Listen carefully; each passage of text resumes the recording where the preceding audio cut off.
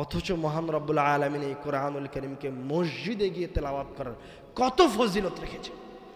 আর এমনি কোরআন হাদিসের আলোচনার ফজিলতের কথা তো বললাম, রহমত অবতীর্ণ হয়, সাকিনাহ প্রশান্তি অবতীর্ণ হয়, ফেরেশতারা ঘিরে ধরে থাকে। আরও অনেক হাদিস আছে, একটা আপনাদেরকে গল্পও বলি। আবু হুরায়রা রাদিয়াল্লাহু তাআলা আনহু থেকে বর্ণিত, ওনার সাথে ঘটনাটা। আবু হুরায়রা রাদিয়াল্লাহু তাআলা আনহু মদিনার বাজারে গিয়ে, বাজারে যে সমস্ত মানুষ দোকানপাটে বসে আছে ওদেরকে গিয়ে বলছে যে রাসূল সাল্লাল্লাহু আলাইহি ওয়াসাল্লামের সম্পদ ভাগ বন্টন করে দেওয়া হচ্ছে, তোমরা বাজারে কি করছো? রাসূলের সম্পদকে বন্টন করা হচ্ছে, তোমরা রাসূলের সম্পদগুলিকে নিতে যাও। মানুষ দোকানপাট বন্ধ করে তাড়াতাড়ি করে সব মানুষ চলে গেছে। আবু হুরায়রা রাদিয়াল্লাহু তাআলা আনহু তাদেরকে বলে দিয়েছে যে রাসূল সাল্লাল্লাহু আলাইহি ওয়াসাল্লামের মিরাস সম্পদ মসজিদে বন্টন করা হচ্ছে। সবাই দোকানপাট বন্ধ করে মসজিদে চলে গেছে। গিয়ে দেখে মসজিদে কোনো কিছু নাই, কোনো টাকা পয়সা তো দেখা যায় না। ওরা ফিরে এসে এবার আবার আবু হুরায়রা রাদিয়াল্লাহু তাআলা আনহুকে বলছে যে কই, আমরা তো মসজিদে কোনো কিছু দেখলাম না। তখন আবু হুরায়রা রাদিয়াল্লাহু তাআলা আনহু বলছে, কেন তুই মসজিদে কোনো কিছুই দেখোনি? তখন ওরা বলছে, হ্যাঁ দেখলাম, কিছু মানুষ মসজিদে সালাত আদায় করছিল, কিছু মানুষ মহান রব্বুল আলামিনের জিকিরে লিপ্ত ছিল। তখন আবু হুরায়রা রাদিয়াল্লাহু তাআলা আনহু বলছেন, ওই হাকুম, হায় হায়, এটাই তো মহান রাসূল সাল্লাল্লাহু আলাইহি ওয়াসাল্লামের সম্পদ। ওই হাকুম, এটাই তো রাসূল সাল্লাল্লাহু আলাইহি ওয়াসাল্লামের মিরাস। নবী রাসূলদের কি কোনো সম্পদ আছে? আল উলামা ওয়ারাসাতুল আম্বিয়া, আলেমগণ হচ্ছে রাসূলগণের উত্তরাধিকারী। আপনি মরে গেলে আপনার সম্পদের মালিক কে? আপনার সন্তানেরা। তো রাসূল চলে গেছে, রাসূলের সম্পদ হচ্ছে জ্ঞান, শিক্ষা, জিকির, আজকার। ইন্নামা ইয়াখশাল্লাহু মিন ইবাদিহিল উলামা, যারা জ্ঞানী ব্যক্তি তারা মহান রব্বুল আলামিনের জিকির করবে, আল্লাহকে ভয় করবে। তো রাসূলের সম্পদ হচ্ছে কেউ তার সুন্নাত অনুযায়ী মহান রব্বুল আলামিনের ইবাদত করবে, এটাই রাসূলের মিরাস, এটাই রাসূলের সম্পদ। তা আবু হুরায়রা রাদিয়াল্লাহু তাআলা আনহু বলছে, আরে যারা সালাত আদায় করেছিল, যারা জিকিরে লিপ্ত ছিল, তারাই তো রাসূলের মিরাসকে গ্রহণ করছে, নিচ্ছে, সংগ্রহ করছে। ওটাই তো আসল মিরাস। আর কোন মিরাস আছে? রাসূলের কি জমি জায়গা আছে যে বন্টন করা হবে? এর নাম মসজিদ। আবার আমাদের অবস্থার দিকে ফিরে আসেন। দেখা গেল মসজিদের দিকে গেলেই মহান রব্বুল আলামিন জান্নাতে ওই ব্যক্তিকে সম্মানিত করার, ওই ব্যক্তিকে আপ্যায়ন করার ব্যবস্থা করেন। আর মসজিদে ওটা গেল মসজিদে এমনি গেলে। আর একটা হচ্ছে মসজিদে পড়াশোনার জন্য গেলে ওই ব্যক্তির আমলনামায় কি লেখা হয় ভুলে গেছেন এত দ্রুত?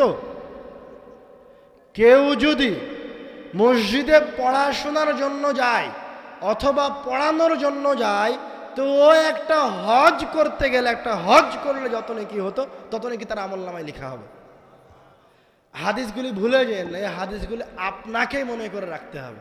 পরের দিন আপনাকে আপনার এলাকার, এটা তো আমানত, আমি যেগুলো বলছি এগুলো আমানত, এগুলো শিক্ষা। আমি আমার গল্প বলিনি।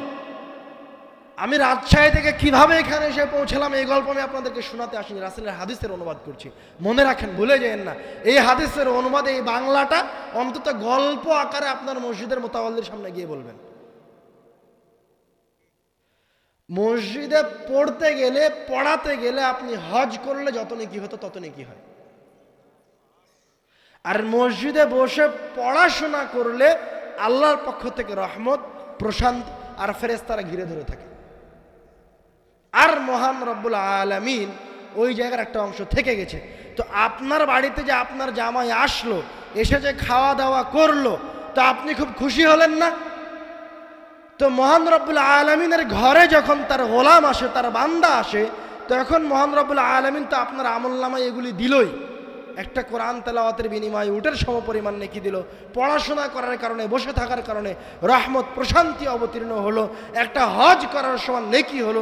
এগুলি তো সব আপনি নিলেন, কিন্তু মহান রব্বুল আলামিনের ঘরে যে উপস্থিত হয়ে আপনি পড়েছেন, ঘরে যে উপস্থিত হয়ে আপনি যে দিন শিক্ষা অর্জন করেছেন, এই জন্য আল্লাহ এত খুশি হন যে মহান রব্বুল আলামিন খুশিতে তার আশেপাশে যে সম্মানিত ফেরেশতারা আছে ওদেরকে বলেন যে দেখো আমার ওই মসজিদে অমুক বান্দারা বসে পড়াশোনা করছে। এটা হচ্ছে মহান রব্বুল আলামিনের খুশি।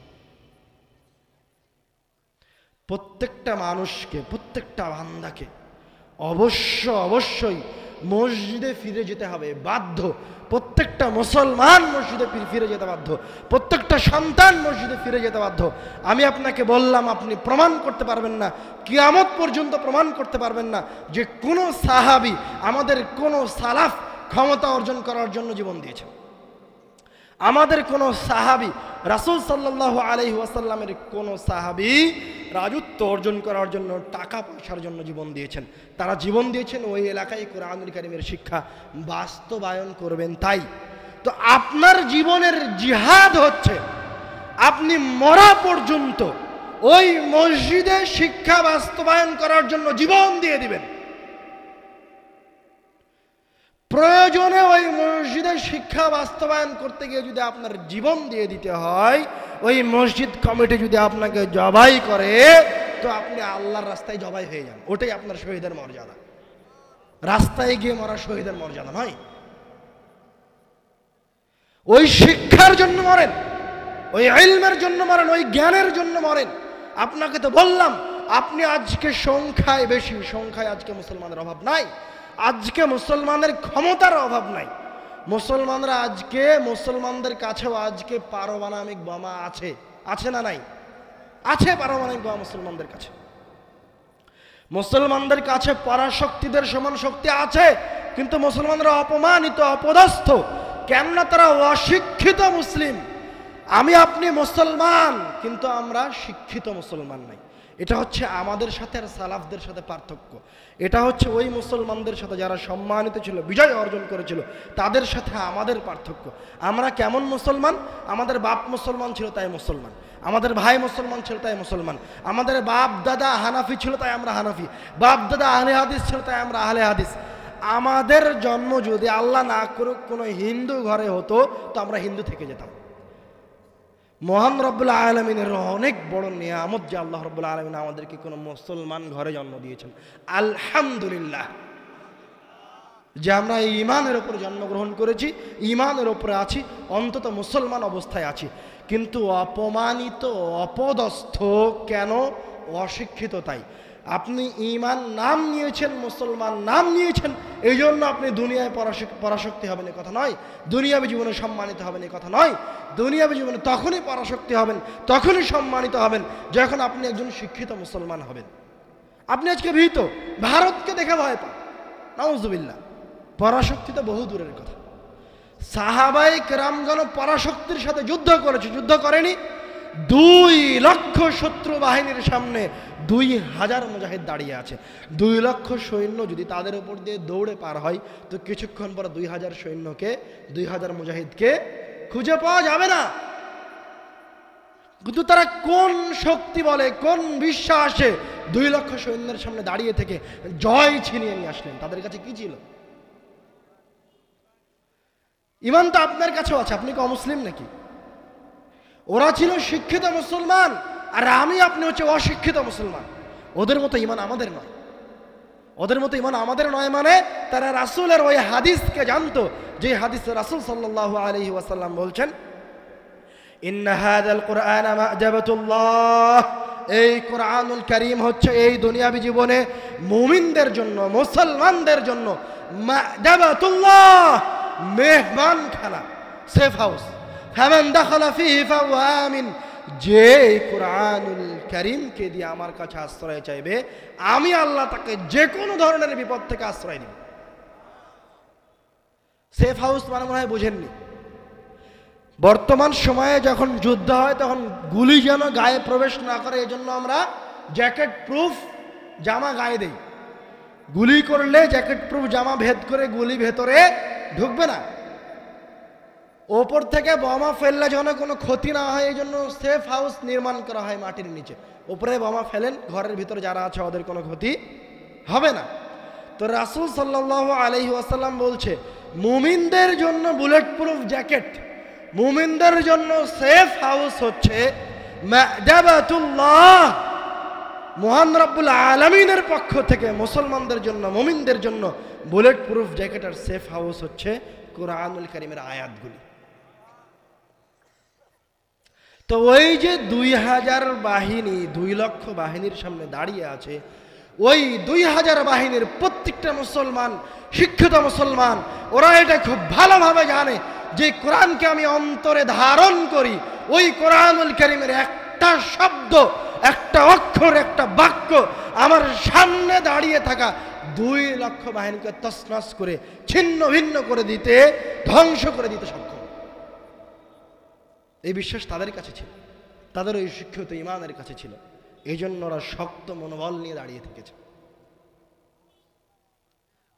এই জন্য ওরা 2 লক্ষ সৈন্যের উপর জয় অর্জন করেছে। কেননা জয় তো হাতিয়ার দিয়ে নয়, আপনি তো ভুল বুঝেছেন। জয় হাতিয়ার দিয়ে নয়, অস্ত্র দিয়ে মুসলমানরা কোনোদিন যুদ্ধ করেনি। যারা 2 লক্ষ প্রতিপক্ষ দাঁড়িয়ে আছে, তাদের কাছে ওই যুগের সবচেয়ে ভালো হাতিয়ার আছে। তারা সংখ্যায় বেশি, তারা শক্তিতে বেশি, তারা অর্থ সম্পদে বেশি। আর যে মুজাহিদ বাহিনী দাঁড়িয়ে আছে, তারা সংখ্যায় কম, অর্থ সম্পদে কম, শক্তিতে কম, সব দিক থেকেই কম। তো আমাদের আসল শক্তি হচ্ছে শিক্ষা। এর মানে এই নয় যে আপনি শিক্ষার জন্য একদিন মসজিদে গেছেন আর আল্লাহ সব ব্যবস্থা করে দিয়েছে, এমনটা নয় শিক্ষা। আপনার সন্তানকে একদিন মসজিদে পাঠিয়েছেন, হয়ে গেছে, এর নাম নয় শিক্ষা। ইকরা বিসমি রাব্বিকাল্লাযী খালাক যেই দিন অবতীর্ণ হয়েছে, ওই দিনই কি মুসলমানরা অর্ধ পৃথিবীর শাসন ক্ষমতা অর্জন করেছেন? করেননি। তার দীর্ঘ 40 বছর পর মুসলমানরা পরাশক্তিতে পরিণত হয়েছেন, সম্মানিত হয়েছেন, সর্বশ্রেষ্ঠ হয়েছেন। দীর্ঘ 40 বছর যাবৎ কিতাবের ওই আয়াতগুলি মানুষকে শিখাতে হয়েছে। ওরা কিন্তু কিতাবের আয়াত মানুষকে শিখেছে, ওরা কিন্তু অস্ত্র বানানো শিখায়নি, ওরা কিন্তু শক্তি অর্জন করেনি, অর্থ সম্পদ উপার্জন করতে যায়নি। কি করতে গেছে? কিতাবের আয়াতকে শিখাতে গেছে। তো আস্তে আস্তে মহান রব্বুল আলামিন ওদেরকে পরাশক্তি করে দিয়েছেন। রাসূল নিজে বলছেন, ওমর রাদিয়াল্লাহু তাআলা আনহু থেকে বর্ণিত, তিনি বলেন, রাসূল সাল্লাল্লাহু আলাইহি ওয়াসাল্লাম বলছেন, ইন্নাল্লাহ ইয়ারফাউ বিহাযাল কিতাবি আকওয়ামান ওয়া ইয়াদাউ বিহি আখারিন। আল্লাহ রাব্বুল আলামিন এই কিতাবকে দিয়ে একটা জাতিকে সম্মানিত করেন, আবার এই কিতাবকে দিয়ে একটা জাতিকে অপমানিত করেন। আপনি বলেন যে আমাদের মসজিদে কোরআন মাজিদের অভাব আছে? মসজিদে কোরআন মাজিদের অভাব আছে? এমন কোন মুসলমানের বাড়ি আছে যে বাড়িতে মসজিদ নাই? এমন কোন ঘর আছে, এমন কোন মুসলমানের বাড়ি আছে, এমন কোন পরিবার আছে যে পরিবারের কাছে একটা কোরআন মাজিদ নাই? বলেন দেখি। নাই। সব পরিবারে পরিবারে, প্রত্যেকটা বাড়িতে বাড়িতে কোরআন মাজিদ আছে। তো আপনি অপমানিত কেন? আরে কোরআন মাজিদ দিয়েই আপনি অপমানিত হবেন, অপদস্থ হবেন, লাঞ্ছিত হবেন, এই কথা রাসূল বলে গেছেন। ইন্নাল্লাহ ইয়ারফাউ বিহাযাল কিতাবি আকওয়ামান ওয়া ইয়াদাউ বিহি আখারিন। আল্লাহ রাব্বুল আলামিন এই কিতাবকে দিয়ে একটা জাতিকে সম্মানিত করেন, আবার এই কিতাবকে দিয়ে অপমানিত করেন। আপনি অপমানিত, অপদস্থ এই জন্য যে আপনার কাছে কোরআনুল কারীম আছে, কিন্তু এই কিতাবের মূল্যায়ন নাই। আপনি প্রত্যেক দিন সকাল সন্ধ্যা ওই কিতাবকে অপমান করেন। কিভাবে অপমান করেন? আপনি সকালবেলায় উঠে কোরআন মাজিদ তেলাওয়াত করেন না, আপনার সন্তান কোরআন মাজিদ পড়তে জানে না, আপনার সন্তান কোরআন মাজিদ পড়ে না, বাপ মা কোরআন মাজিদ পড়ে না, ভাই বোন কোরআন মাজিদ পড়ে না, এটাই কোরআন মাজিদের জন্য অপমান। আপনি কোরআনুল কারীমকে অপমান করছেন এইভাবে। আপনি কোরআনুল কারীম পড়েন, শুধু কোরআন মাজিদ পড়েন, শিখেন, আরেকজনকে শিখান, মহান রব্বুল আলামিন আপনার অর্থ সম্পদ ফিরিয়ে দিবে, আপনার মান মর্যাদাও ফিরিয়ে দিবে, আপনার গৌরবও ফিরিয়ে দিবে, আপনার শক্তিও ফিরিয়ে দিবে, সব কিছুই ওইভাবে ফিরিয়ে দিবে যেভাবে এর আগে ফিরিয়ে দিয়েছেন। কোরআন মাজিদকে দিয়ে ফিরিয়ে দিবে। আপনি ভুল বুঝেছেন।